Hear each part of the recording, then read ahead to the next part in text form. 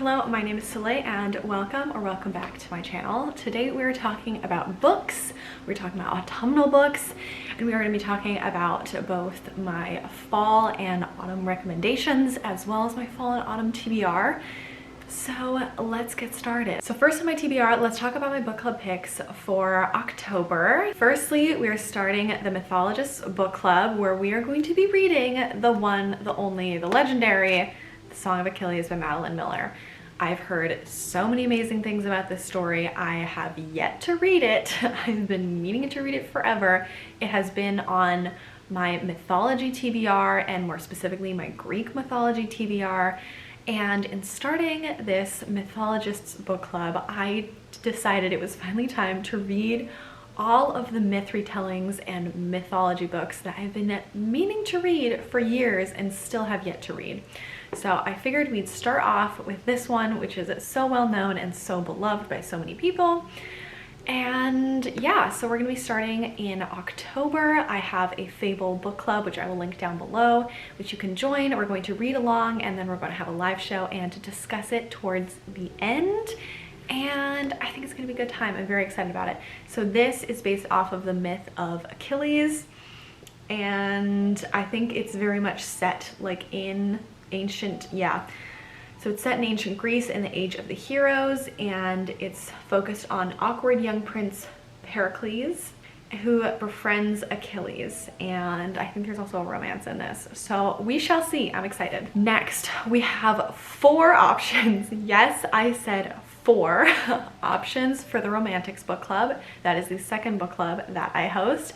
We just finished up, or are about to finish up, our first month of romance reads. We went a little wild for the first month. I was a little excited and we read 3 books in September. So going forward, we're just going to have 1 book per month, and these are our 4 choices.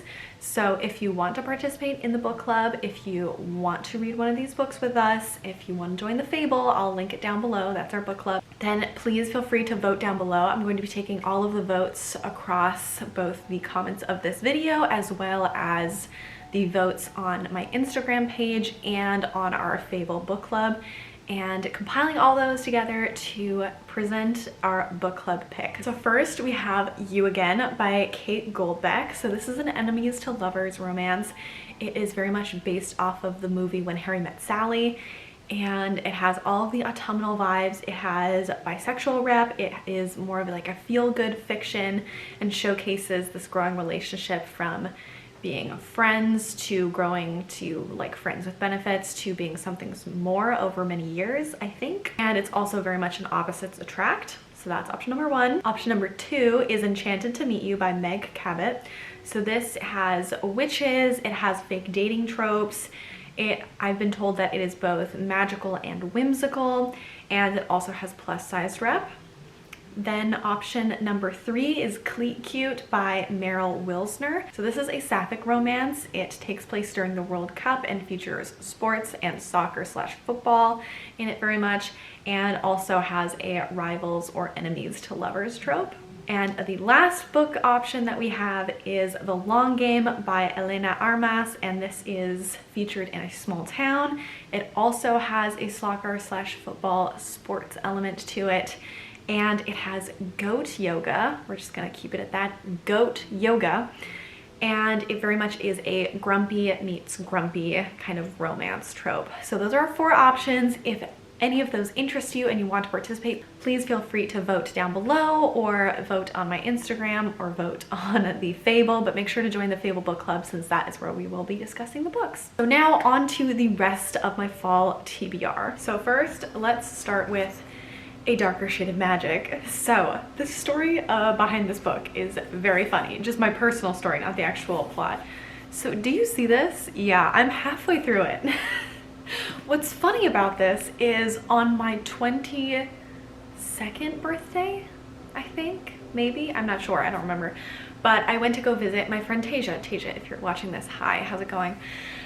And for my birthday, we went to Disneyland, and then I demanded that we go to like 6 different bookstores.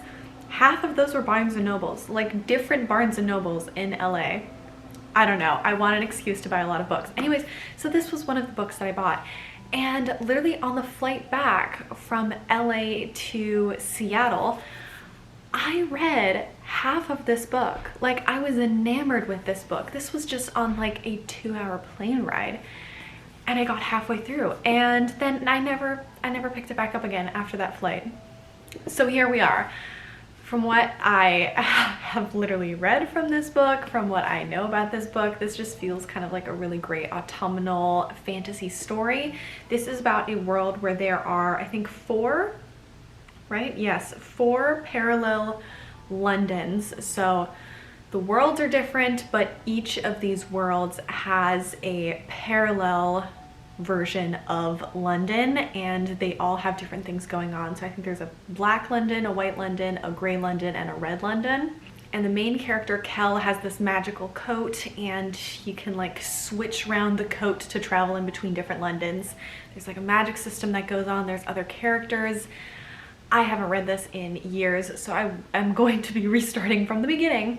And from what I remember, this was like just such an enchanting story, and I really want to get back into it. Next, I really want to read Practical Magic, and I want to watch the movie. So I have never seen the film Practical Magic. I really want to. I feel like I would really enjoy it. Tasia told me that I would really enjoy it, and I'm excited to watch it.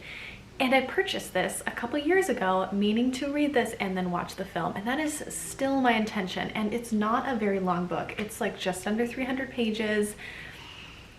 And it sounds like a really enticing story. So it's about the Owen sisters who confront challenges of life and love in a bewitching novel. For more than 200 years, the Owens women have been blamed for everything that has gone wrong in their Massachusetts town. All the 2 sisters want to do is escape. I don't remember if people told me that this one or a different book in the series is kind of a meh. I'm not sure. It might have been this first one. It might have been one of the other ones. I think there's 3 or 4 books in this series now, and I really want to read them. Even if this one is the one that's kind of like, I just heard one of them is like a little bit slow and boring. I still want to read it though, so yeah. Then we have The Death of Jane Lawrence. So this was actually on my TBR last year. I never got to it. Grad school was crazy. Everything was so busy and hectic. And this was on my TBR and I wanted to read this and I never got to it. So let's see what this is even about. So this is about Jane, who agrees to a practical marriage to a doctor. She goes to his crumbling family manor outside of town. Then on the night of their wedding, she comes to his doorstep and she finds that he is completely changed. He is now a terrified and paranoid man who can't tell reality from nightmares. So this one sounds a little bit eerie, a little bit creepy, but from what I know about it, it's not like scary horror. I can't do scary horror. I can do like eerie and creepy and a little bit, ooh, spooky, you know? And we have The Bone season. So I'm not sure if I'm actually going to get to this fall because my reading pace has been pretty slow and there already is quite a stack of books here that I'm planning to read. So this might be a winter over the holidays book, but either way, I want to talk about it now. So The Bone season by Samantha Shannon just got its, is it 10th, 25th, 20th? It just got like a special anniversary reprint. The new cover is gorgeous. I really want to get the new cover, but I'm trying to stop myself from doing this thing that I've done many times in the past where I'll get so excited about a book and then I'll either get another edition of it or I'll get a physical copy while I'm still reading the ebook. And sometimes then I end up not enjoying the book as much and then I will have had 2 copies. So before I jump the gun and get a second copy, I am going to read the copy that I already own like a responsible human being. It's taking every ounce of my strength and courage not to get the beautiful new edition. I'm pretty sure I'm going to enjoy this book. My friend Jess recommended this to me. They said they loved it and we have pretty like similar taste in books. And the plot sounds fascinating. Of course, I can't remember what the plot is right now, so like let's try to figure that out together. It's the year 2059 and Paige is working in the criminal underworld of Scion, London.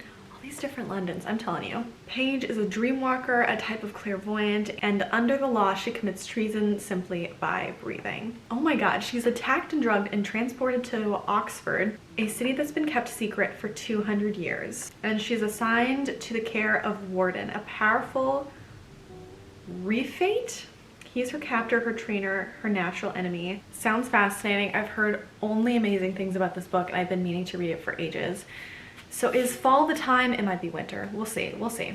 So now we have 2 graphic novels. So first of all, we have Sans Tea Party. Again, I meant to read this last year. I don't know. I just didn't get to it. It looks super cute. The art style is gorgeous and adorable, and it sounds like such a lovely story. Laura is determined to still have fun even after her friends all seem to fade away from their new interests and new friends. So a magical tea party introduces Laura to Alexa, a ghost who haunts her house. It sounds great. I've been meaning to read it. I'm going to get to it this year. I promised myself that. Then we have Crumbs, another adorable graphic novel that is just beautiful. This one's also very thick. So this is a very special town, an even more unusual bakery with a selection of baked goods handcrafted to help your dreams come true. Ray is a quiet young woman with special powers of her own, and the order is always the same: a hot tea with a delicious side of romance. Now let's talk about my book recommendations. So the first book I don't currently have in hand because I lent it to my friend Charlie. So that is Mexican Gothic by Silvia Moreno Garcia, and I read this 2 years ago, I think, and I loved it. So as I previously mentioned, I am not a horror scary book reader. That is not my genre. I don't like to feel scared. That is not an emotion I like to put myself in. But I heard about this book and it sounded so good. I was like, you know what? I'm willing to scare myself in order to read this story. And let me tell you, it was so worth it. So this takes place in the 1950s in Mexico. And the main character, Noemi, receives a letter from her newlywed sister, I think, to come to this like family manor of her sister's new family. And so Noemi gets there and things already feel a little off, a little creepy, a little weird. So Noemi stays with them and tries to figure out what's going on, why her sister feels very uncomfortable. And slowly things start to unravel. Some creepy things start to really happen. There's a whole theme of like mushrooms and fungi and like infestation going on, and things get creepier and creepier. This book was amazing. I highly recommend it. It is creepy and eerie. I would look at the trigger warnings, especially if you don't like scary things, but as someone who doesn't like to be scared, highly recommend.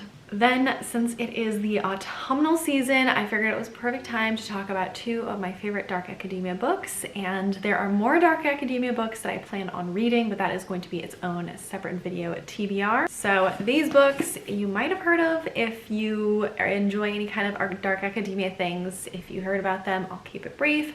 But first we have The Secret History by Donna Tartt. So this takes place in an elite New England boarding school or college, where this group of young adults are taken under the wing of their very eccentric professor. And it's very much a slow read. It kind of takes place over a few months.